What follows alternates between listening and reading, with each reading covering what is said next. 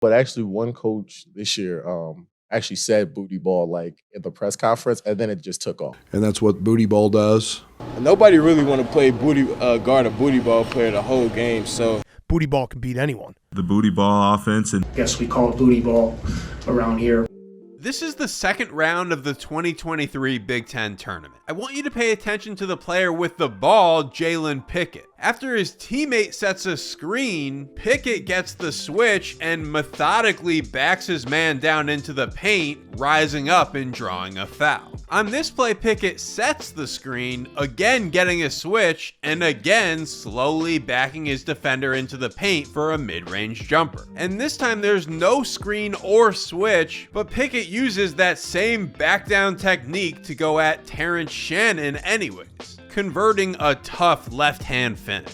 Pickett and Penn State would go on to win the game, their third victory over Illinois that season, and that's when Brad Underwood famously named Pickett's style of play booty ball.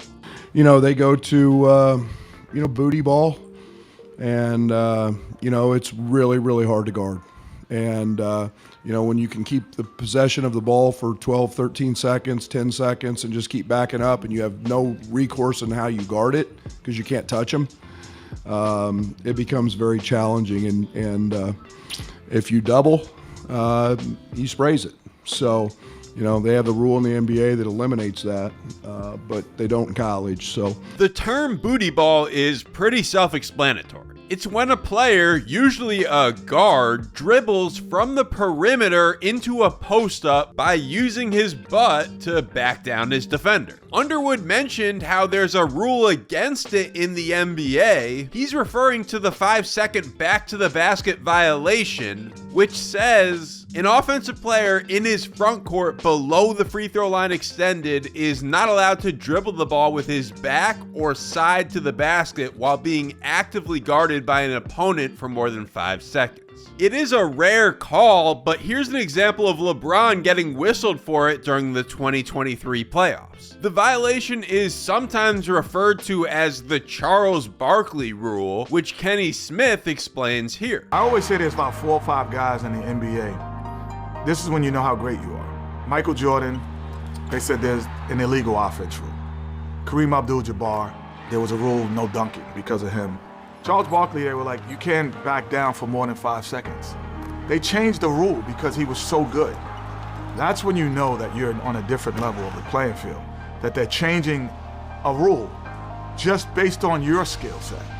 But at the college level, you're free to play booty ball as much as you want. To go back to Penn State, what made them different was their booty ball player was a point guard. Pickett was listed at 6'4", 209 pounds, yet he led his team in post-ups by a lot. That reminds me of a college coach most known for posting up his guards, former Villanova coach Jay Wright. This is the first play of the 2018 national championship game, and notice how Jalen Brunson essentially plays booty ball, dribbling into a post-up. Just like Pickett, Brunson also led his team in post-ups during that national title-winning season while playing point guard. Remember how Brad Underwood was the guy who popularized the name booty ball? Well, flash forward a year later, Underwood was meeting with Jay Wright after a loss to Tennessee, and Wright convinced the Illini coach to commit to the booty ball offense himself.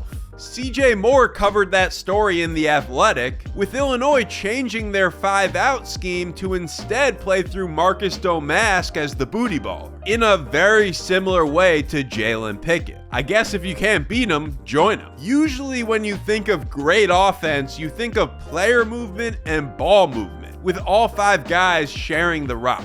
But with booty ball, Illinois actually started passing the ball less. Tyler Underwood, Brad's son and an assistant coach for the Illini, was quoted when talking about the offense, "It's a little unique. Not everyone touches the ball every single possession, but our guys have had fun with it and it's been a blast." Illinois was having trouble with turnovers early in the season. They turned the ball over on about 18% of possessions to start the year. After switching to booty ball and playing more through Domask, their turnover percentage decreased to 14%. Simplifying the offense led to better ball control. We found something. We literally ran one play the last 12 minutes. We didn't have to be overly creative, and that's what booty ball does, is creates those. We felt like they had matchup issues with us, and we were just able to kind of exploit that. Marcus was terrific. And that was Underwood's press conference after their win against Minnesota. He said they ran one play over and over again for the final 12 minutes of the game. That play was simply a pistol screen right into booty ball. Minnesota threw just about every coverage possible at Domask. They double teamed him as soon as he got into his booty ball game. They waited and sent the double team after he got towards the paint. They also played him straight up, and at the end of the game, they even tried to put a big on him instead of a guard. None of those coverages worked. The Illini put up a season-high 105 points and scored a ridiculous 1.6 points per possession, all by spamming the Marcus Domask booty ball. This graph shows how often players at each height post up.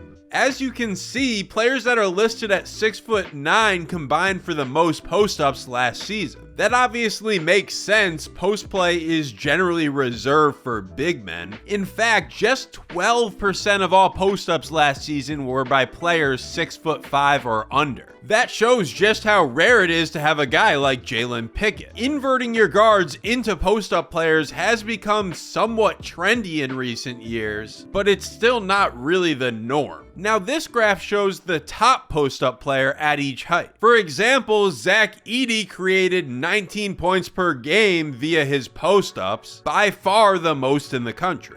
DJ Burns was actually second, so the NC State-Purdue Final Four game featured arguably the two best post scorers in the NCAA. Of all the guards under 6 feet, Jameer Brickus from LaSalle University was the top post creator. When watching Brickus, you can see one of the main benefits of posting up a guard: court vision. On average, guards tend to have better vision than bigs, which can come in handy if a defense chooses to double team the post. This is the ultimate booty ball play. After he spins out, he backs down again to get out from underneath the basket. Finally, this last graph is post efficiency by height. The biggest thing that stands out is that the 7-footers were the most efficient post players. The top 4 heights in efficiency all come from players in the 7-foot range. Overall, 7-footers averaged 0.96 points per post-up. Players 6'7" to 6'11" averaged 0.92 points per post-up, and players under 6'7" averaged 0.93. So again, it's just more evidence that the giants of the world, like a Zach Edey or a Hunter Dickinson, are still the most effective post players. However, that doesn't mean that there aren't exceptions. We've already talked about them. Marcus Domask averaged a very solid 1.0 points per post-up. Jalen Pickett an even better 1.11 points. And the National Player of the Year, Jalen Brunson, had them both beat at an incredible 1.28 points per post-up. So clearly, booty ball with the right player can be highly effective.